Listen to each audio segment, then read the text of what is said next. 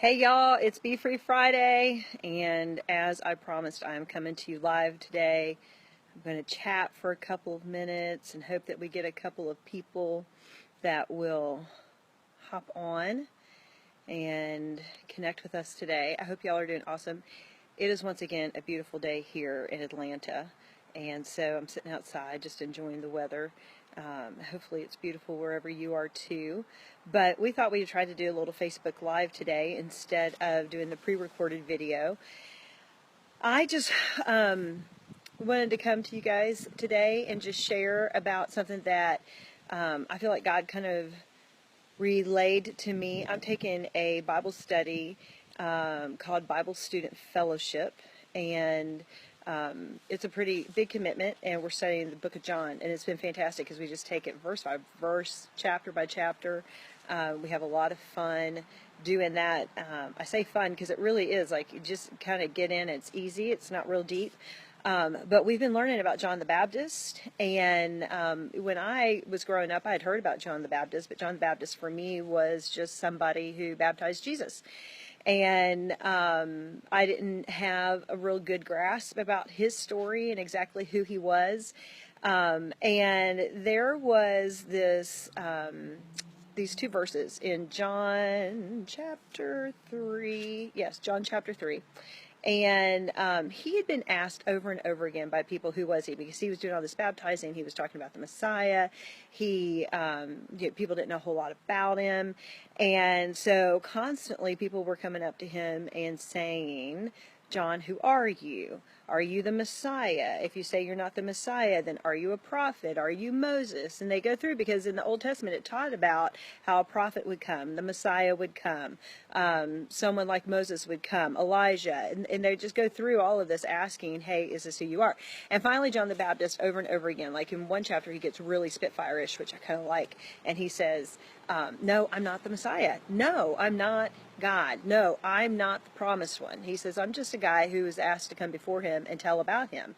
And so that is totally what he did. And he did that by baptizing people and kind of giving this profession that people would be prepared for the Messiah, be prepared for salvation, be prepared for what was coming.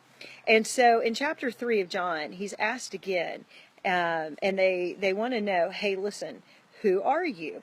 And this is what he says. He says, no one can do anything unless God in heaven allows it.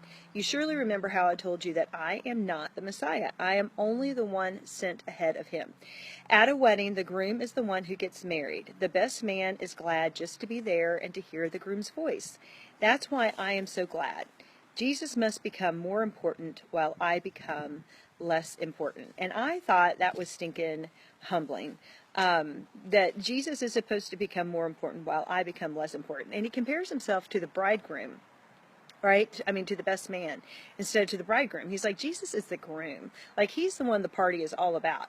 I'm just here to support the guy the party is all about. And I just thought, man, how many times have we asked ourselves, who are we? What are we doing? People might ask you, what do you do? Who are you? And we search for all of these roles and identities, and at Be Still Be Free, we're constantly talking about how who we are should be the core of who we are, not all the things that we do. Your do is not your who. And I thought here, like, John the Baptist easily could have said, I'm the cousin of Jesus.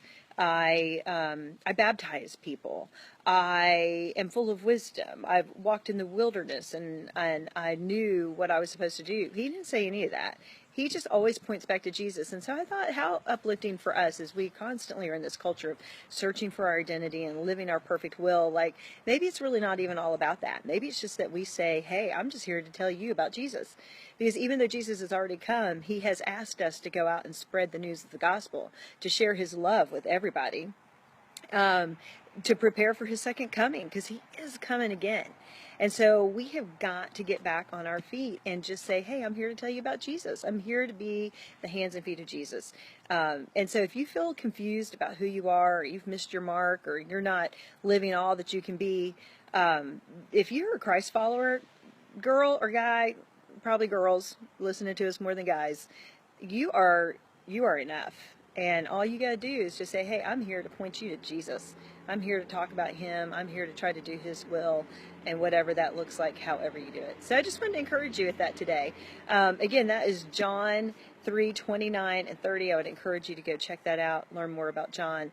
Hope you guys are having a great day. We'll talk to you later.